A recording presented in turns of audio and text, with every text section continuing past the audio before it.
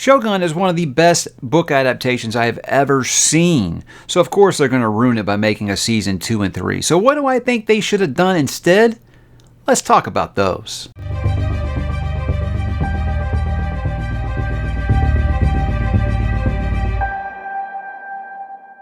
Hey, what's up, bookworms? Mike back today to talk a little adaptation. Now, this is a conversation that kind of got stemmed off me ranting about how I was not pleased that they were deciding to do a season 2 and 3 of Shogun, as well as Lord of the Rings, The Hunt for Gollum, because I said you did great adaptations of the source material written by the original author.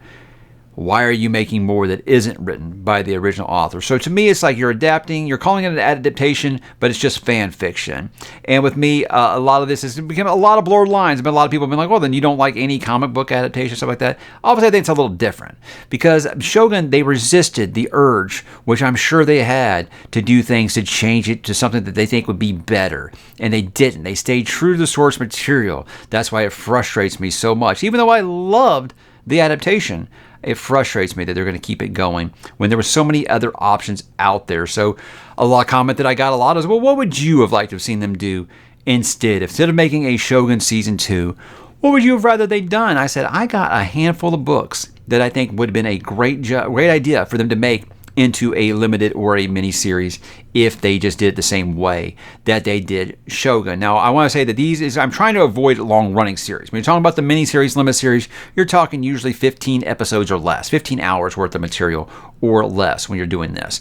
I also want to make sure that this is just something that is just a limited series and no room for saying, okay, well, if it's successful, then we can go do book 2, whatever. These are mostly standalone, and I want to talk about each one individually about why I think that they would work as an adaptation. Well, first, let's look at some historical epics. Now, with Shogun, he got one of the best historical fiction epics ever written, I believe. It's a book I absolutely adore. I thought it was a wonderful job adapting it, which made me think the first natural progression would be, why not Taipan by James Clavell? Now, I'll be upfront, guys. I haven't read Taipan by James Clavell because I've had a lot of people say they don't think that one will work as well as maybe Gaijin. Still, the point remains, there's 5 other books in the Asian saga by James Clavell. You had that much success. The showrunners love his material so much. Why not just adapt another version in that universe? If you would love Hiroyuki Sanada that much, who I do too, I think he's an amazing actor. Why not just have him play a different role? Why not do the American Horror Story format and just make it an anthology with all the same actors? I think it could have been a good idea. And obviously, that would encourage me to read Taipan faster. So that would have been the natural place that I would have went to for book number 2. Another place that I would have went to, and this is going to confuse some people because there is an adaptation of it already, and I think it was actually pretty good, but I think it could be done better. That's Pillars of the Earth by Ken Follett. I think this is an incredible story, and while I did really like the version that Starz made of, 10, 15 years ago now, I loved it. I thought it had a great cast. It was really good. It just felt kind of rushed. Now, it's weird because it was like a good 10 hours or so. So you feel like you could tell the story of Pillars of the Earth in that story, but I feel like it could be done better, and it could be done faster. Now, again, I don't know if they'll nail the casting as well as they did in there. But you know what? Okay, there's other stories within Kingsbridge I think that they could do. I believe they adapted World Without End as well, but I never watched that one, so I can't really say. But I just say, as good as that adaptation was the first time, I think just completely starting fresh and doing it a little bit more faithful to the source material, because there are some changes in there that they did obviously for time reasons, because they didn't want to take as many years because a book takes like 50 years. I think that maybe it could be a little better if they'd done it this way, and that's why there's room for improvement on all things, even that miniseries. Up next, how about the quintessential tale of revenge? I'm talking about Alexandre Dumas. This is the Count of Monte Cristo, guys. I think this could be a 30-hour series and still not cover everything he did in the unabridged version of this book. I think every revenge story that's ever been told almost borrows something from the Count of Monte Cristo. It is just an incredible journey, and you'd probably need like some kind of Excel spreadsheet to list all the twists and turns in that story. And it's just an incredible journey for those characters in that book. And I think this just told over the course of a series like this. I think that book's probably a little longer than Shogun, not much. It might be kind of similar. And I feel like if they could tell Shogun in that amount of time, I don't see why they couldn't do Count of Monte Cristo in that time. But if they had to go a little longer, like I said, I feel like this could probably be about between 20 to 30 hours worth of material here. So it might actually be too long. You might have to actually cut some things down to keep it as a limited series.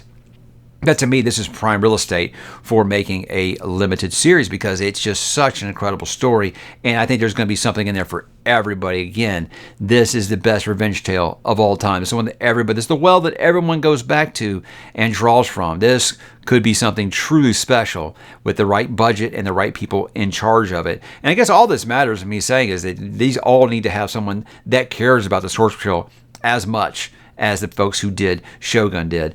For me, with this one, I'm going to count it as historical epic, even though it's kind of science fiction because it deals with time travel. But you know what? If Outlander counts as a historical epic, I'm going to count Timeline by Michael Crichton as one. Now, I've said time and time again, Michael Crichton has so many bad adaptations of his books, and I feel like, why is it making remakes of movies that were already good? How about we do some remakes of these movies that flopped really, really hard? Let's remake some of these Stephen King movies. Let's remake some of these Michael Crichton misfires that we had. Timeline would be just brilliant because there are so many themes and ideas you can play with. Now, you want to say truly faithful to the book? Obviously, you can do that. You want to make this like a Venture of the Week kind of thing. I feel like this could actually be something longer than a limited series. If you wanted to do it that way, it could almost be like a Quantum Leap. But sticking to the source material only, I think this could be just one hell of a thrill ride that does play around with time travel in a way that up to that point I had never seen before. So Michael Crichton's always going to put it in a way that makes you think,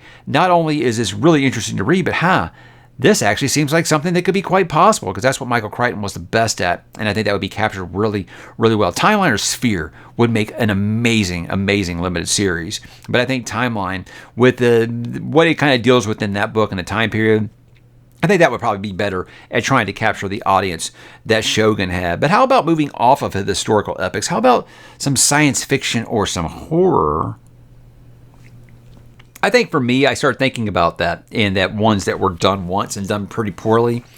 And I think one that I would like to see done really truly faithful to the book in a limited series would be Ender's Game by Orson Scott Card, because besides Dune, this is my favorite science fiction book I've ever read. I think it's an incredible, incredible book, and it focuses on so many things about team building and about leadership and about being thrust into a role before that coming of age. Your coming of age is the fact that, yes, the fate of the galaxy is in your hands. You know, I think that this has so many messages that could be just adapted in a brilliant, brilliant way. I would love to see Apple TV take this, because I think Apple TV has just been hitting grand slam after grand slam when it comes to science fiction. I think they can make this something truly magnificent if they do this, because I don't even want to talk about that movie that came out years ago.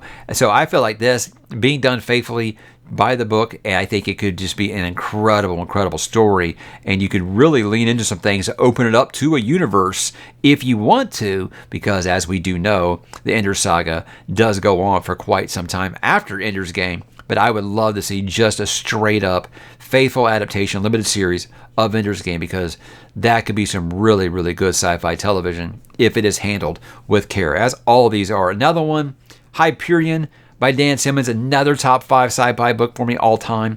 I think that Hyperion would make incredible sequential television. What I mean by that is the way that that book is laid out with the stories is you could have, I guess, 8 or 9 episodes of this. First episode is your framing story. Then you can have each subsequent episode be each one of the Pilgrim stories. And then the final episode, the resolution to everything, how it all ties together. I think that would just be, this is made for a limited series, guys. It has, the blueprint is there.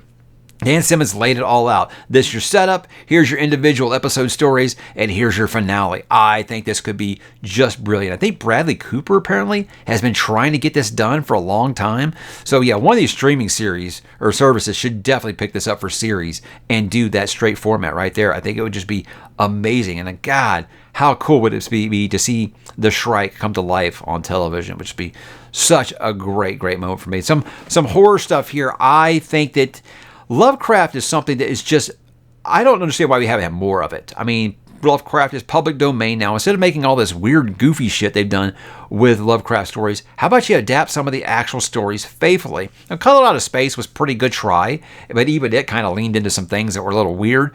But I mean, obviously, Lovecraft stuff is going to lead you to go into something weird. These stories are all like 20, 30 pages long, so you can make like a movie out of that. If you want to make a limited series out of a Lovecraft story, for me, the best one would be At the Mountains of Madness. This one could be a nice 6-hour or so miniseries and just kind of depicting this descent into madness when it comes to the Mountains of Madness, obviously. But I know Guillermo del Toro was trying to get this made for a long time, and the studio kept trying to get him to inject a love story into it, and he's like, that's not what he did, So I'm glad that he stuck to his guns or whatever, but just some creepy cosmic monsters, this could be just incredible television. It really could. And I think it's such a short and sweet story that you could really just stick to the journey, and it relying a lot on the visuals. And that's why I would say, please get someone like Del Toro involved, because if the visuals don't land, it don't work. But that might not be the same thing that's going to kind of draw in the audience that Shogun had. But I do think if you are leaning a little bit more on the horror side, the Lovecraft universe is just prime for the picking. And I just went with Out the Mountains of Madness because it's the longest one that you could probably turn into a miniseries without actually having to write your own stuff. But you would be able to develop some interesting characters and stuff along the way. It could be very, very cool. Another one, now I know they've already done this, so this is kind of following that Pillars of the Earth one. They already made a series of Nightmares and Dreamscapes by Stephen King. They made it in the 90s. I was excited when this was coming out because I thought, what's so great about this is they're finally going to start adapting these short stories by Stephen King. And all that show was just, Twilight Zone. But what I thought that you would do, what you should do with Nightmares and Dreamscapes, and you can do this in the anthology style like American Horror Story 2, every episode you could have the same cast. Just start adapting all these. I mean, he has hundreds of short stories that you could adapt. So make it all Stephen King short stories adapted to episodes of television. This could be just brilliant. Now, obviously, this could go longer than a year. But I say even if you just did 12 episodes, you pick like his 12 best short stories, you could make just an incredible series. I mean, it wouldn't be one long running series. It would be different episodes. But think about like a Black Mirror. I feel like if you could do something like that, but do it with Stephen King short stories, and I would call it Nightmares and Dreamscapes because that's just a gangster title. I think that could be just amazing horror anthology television if it is done right. But yeah, don't just put Stephen King's name on it to try to get butts in seats. Make it Stephen King content. This is where they dropped the ball with Castle Rock. It was like, you have this amazing sandbox to play in, and you're not using it at all. So to me, I don't want Easter eggs. I want adaptations of actual Stephen King stories. And that's why I think Nightmares and Dreamscapes would be a really, really cool idea if they did it right. Lastly, let's go to fantasy and post-apocalyptic. Now, I'm really kind of keeping these together. I just didn't know what else to do with them. A lot of people would think that I would say The Stand by Stephen King, but I'm not. I'm going to go with Swan Song by Robert McCammon because between the two, obviously they've made The Stand for television twice now. Once was good, second, not so much. You decide which one. I don't think it's very hard. You don't got to be a Sherlock Holmes to really to figure that one out. But for me, I feel like Swan Song, again, the way that it's written just feels like something that would be written for television, and you've got your central characters that you kind of follow along the way here and just kind of follow their journey and how they all kind of eventually meet up at the halfway point, and then it's the battle against darkness. I think this could be absolutely sensational television. And look, with post-apocalyptic stuff just starting to be kind of the rage now with the success of Silo and the success of Fallout, I think something like Swan Song could be amazing. And this is just one of the best books I've ever read. And I think the character work's all there. You've got an amazing cast. And you could have a huge cast, and you can follow these three central characters' journeys and all those supporting characters along the way until they meet up. And I think that just creating a wasteland could be a lot of fun, right? So yeah, fans of Fallout, fans of like the Walking Dead stuff, I think that could be something that could really, really grab that audience if they adapted this one faithfully. It could be a really good time. And I think we should be seeing some more Robert McCammon stuff on TV, I think, because his books are very cinematic in that regard. And I think they'd be rather easy to adapt to the big screen because he's already done a lot of the legwork for you. His outlines are all there for how you should frame the story. And I think that Swan Song would just be emotional roller coaster of a story to tell on the big or the small screen. Obviously, we're talking about limited series. I'm talking about the small screen. It's just whenever I'm talking about adaptation, I always want to call it the big screen. So I'm sure I'll get a comment about that. Now, the last one is going to seem like a cheat because it is a fantasy series. Now, I am just talking about the original trilogy here. And before you flip tables, I want to explain why I would pick this as a limited series. I'm talking about The First Law by Joe Abercrombie. And I have said that I thought that The First Law, after Game of Thrones went off the air, I thought something like A First Law could have huge success in capturing that same audience. Now, when you talk about it being a limited series, you're like, but it's 3 books. Here's the deal. You look at Shogun, 420,000 words, right? And they did that in 9 or 10 episodes, okay?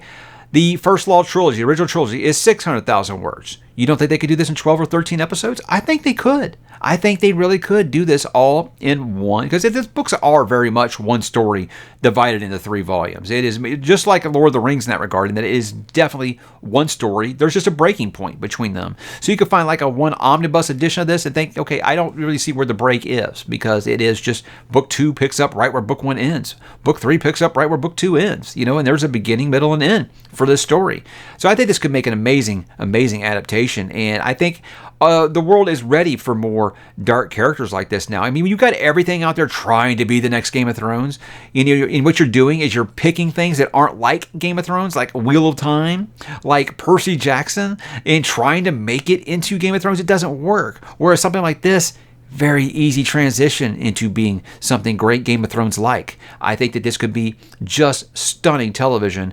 And I mean, I already have a fan cast for this whole thing in my head, and I could share that with you someday if you want me to. But First Law is a fantasy series that's very dear to me. I think it would be quite easy to adapt because it's so grounded in reality, and it's just something that could just work so great on television, because these characters, while they're detestable, I don't think they're any more detestable than our characters that we grew to love over all those years of watching Game of Thrones, So I feel like this could just be brilliant, brilliant television. So would I prefer this to be done as like several seasons? Of course I would. Of course I would prefer it to be that way. But if you're asking me, could this be done in a limited series? I think so, and to great effect, because you don't have that problem of all these creators saying, well, let me just create something of my own. Let me just do this the way that I would do it. So in the end with this, none of this stuff matters, guys, if you don't get people involved that care about the source material. Why Shogun worked so well is because those showrunners cared about what James Clavell did. That's why I'm still completely stunned that they're going to be doing a season 2 and 3 after they said they loved the way that the book ended and they had no interest in continuing with it. I mean, I guess that the sound of that money truck backing up was just too much. I don't really know the details. I just know I would have much rather seen any of these adaptations over a season 2 and 3 of Shogun, or a Lord of the Rings, The Hunt for Gollum, which I don't think anyone really asked for. So that's just my opinion, guys. These are some things I'd love to really just see adapted in the end, and I think doing them in the limited series format could be really, really great television. But what are some that I missed? Do you think these work? Do you have your own? I would love to hear some of them. So why don't you drop in the comments, guys? Let me know what you think. Let me know if you think I'm way wrong and Shogun season 2 and 3 is going to be amazing, and Hunt for Gollum, you just can't wait. Hey, drop down there and let me know. There's no wrong answers here, guys. I would love to hear what you think. So hit me in the comments, guys, and I will talk to you there.